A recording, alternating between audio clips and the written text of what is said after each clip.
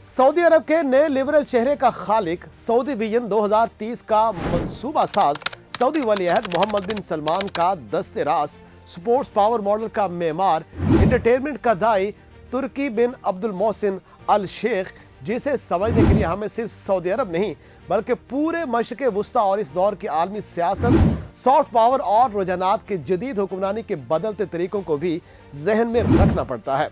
आज दुनिया जिस तेज़ी से बदल रही है, इसमें वो अफराद जिनके पास हुकूमती इख्तियारात भी हों और वो तख्लीकी सोच भी रखते हों, वही अपने मुल्कों को नई शनाख्त देते हैं।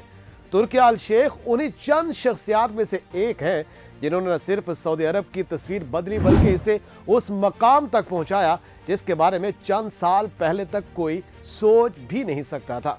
उनकी शख्सियत एक तरफ रवायती अरब अक़दार से जुड़ी हुई है और दूसरी जानिब जदीद तरीन आलमी इवेंट्स, कमर्शियल स्ट्रैटेजी, खेलों के कारोबार, तफरीही सनत और नौजवान नस्ल के ज़ौक़ को गहरी समझ से बंधी हुई है। यही वजह है कि उनके फैसले रियासती मशीनरी में महज फाइलों तक महदूद नहीं रहते बल्कि ज़मीन पर बड़े नताइज भी पैदा करते हैं। नाजरीन, तुर्की अल शेख 4 अगस्त 1981 को रियाज में पैदा हुए। बचपन और नौजवानी में उन्हें सऊदी ब्यूरोक्रेसी और हुकूमती निज़ाम को करीब से देखने का मौका मिला क्योंकि उनका खानदान हुकूमती इदारों से जुड़ा हुआ था। उनके इर्द गिर्द वो माहौल था जहां फैसले, ताकत, नज़्म ज़ब्त और सिस्टम की बारीकियां बचपन से ही जहन में नक्श हो जाती हैं। सन 2001 में उन्होंने किंग फहद सिक्योरिटी कॉलेज से सिक्योरिटी साइंसेज में ग्रेजुएशन किया। इस डिग्री में सिर्फ तालीमी पहलू नहीं बल्कि रियासती मामलात, बहरानों की मैनेजमेंट, एडमिनिस्ट्रेशन, कम्युनिकेशन और सिक्योरिटी पॉलिसियों का अमली इल्म भी शामिल होता है। यही वो इल्म था जो बाद में उनके पूरे करियर का मजबूत सतून बना। उन्होंने इब्तिदा में वजारत दाखिला, अमारत रियाज, दिफाई दफातर और शाही दीवान से मुंसलिक शोबों में काम किया। इन इदारों का काम बारीक, हसास और फैसला कुन नैयत का होता है। यहाँ काम करने वाला शख्स आम ब्यूरोक्रेट नहीं रहता बल्कि उसे नज़्म नस्क के अंदरूनी ढांचे और ताकत के असल रास्ते समझ आ जाते हैं। सन 2015 में तुर्की अल शेख को शाही अदालत का मुशीर भी मुकर्रर किया गया। यह ओहदा कोई रस्मी सीट नहीं बल्कि सऊदी रियासत के दिल के बराबर है।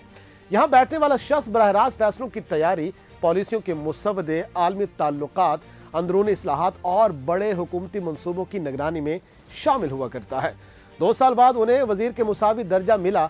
यही वो लम्हा था जब वो सऊदी फैसलों के मरकज में दाखिल हो गए। इस दौरान मोहम्मद बिन सलमान ने सऊदी अरब के लिए विजन 2030 का मंसूबा पेश किया। ये विजन दरअसल सऊदी मुस्तकबिल की असर-ए-नौ तामीर का एक अहम पेशखेमा था। मईशत को तेल से हटाना, दुनिया को सऊदी अरब की नई शक्ल दिखाना, नौजवान नस्ल को मौके देना, आलमी सरमाकारी जज्ब करना और मुल्क को एक नए दौर में दाखिल करना।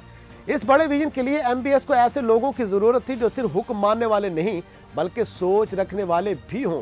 वो लोग जिनमें जदीद जहन, तेज रफ्तार फैसला साजी, आलमी विजन और रियासती ढांचे की गहरी समझ हो।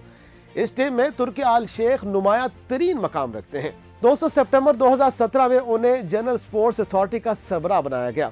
उस वक्त सऊदी अरब में खेलों का निजाम बहुत ज्यादा कमजोर था। आलमी मुकाबले न होने के बराबर, लीग सिस्टम तकरीबन नाकारा, खिलाड़ी आलमी मयार से पीछे और क्लब्स तरक्की के बजाय सियासत और नाकारा मैनेजमेंट की गुत्थियों में फंसे हुए थे। तुर्की अल शेख ने यहाँ भी वही तरीका अपनाया जो आलमी सतह के बेहतरीन एग्जीक्यूटर इस्तेमाल करते हैं।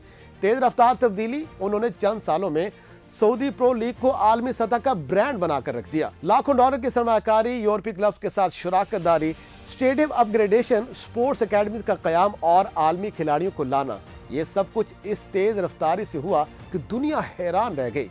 ये वो वक्त था जब सऊदी अरब खेलों की आलमी मार्केट में एक संजीदा ताकत के तौर पर उभर कर सामने आया। फोर्ब्स और स्पोर्ट्स मीडिया ने लिखा कि सऊदी अरब ने खेलों की डिप्लोमेसी को इस शिद्दत और मौसर अंदाज में इस्तेमाल किया जैसे कतर ने वर्ल्ड कप के जरिए किया था।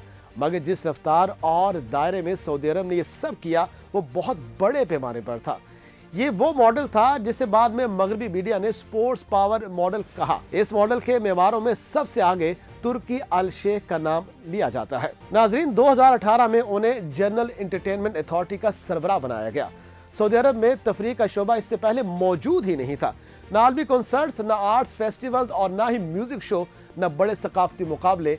वो मुल्क जिसमें चंद साल पहले तक स्ट्रीट कॉन्सर्ट का तस्वुर भी मुमकिन नहीं था, वहां तुर्की अल शेख की क़यादत में रियाज सीजन जैसा मेगा इवेंट शुरू हुआ जो देखते ही देखते आलमी ब्रांड बन गया। एशिया, अमेरिका, यूरोप के फनकार सऊदी अरब आने लगे। दुनिया भर के YouTuber, stream platforms, bloggers, media houses Saudi Arab के मस्बत पहलू दिखाने लगे। ये वो तब्दीली थे जिसे सॉफ्ट पावर की दुनिया में गेम चेंजर कहा गया। तुर्की अल शेख ने सिर्फ इवेंट्स नहीं कराए बल्कि पूरे मुल्क का मिजाज बदला। उन्होंने नौजवानों के लिए रोजगार के दरवाजे खोले, खवातीन के लिए मौके बढ़ाए, सयाहत के रास्ते खोले गए और सऊदी मईशत में तफरीही सनत को बाकायदा एक सेक्टर की हैसियत दी। आज सऊदी अरब के नॉन ऑयल रेवेन्यू में एंटरटेनमेंट और स्पोर्ट का हिस्सा तेजी से बढ़ रहा है।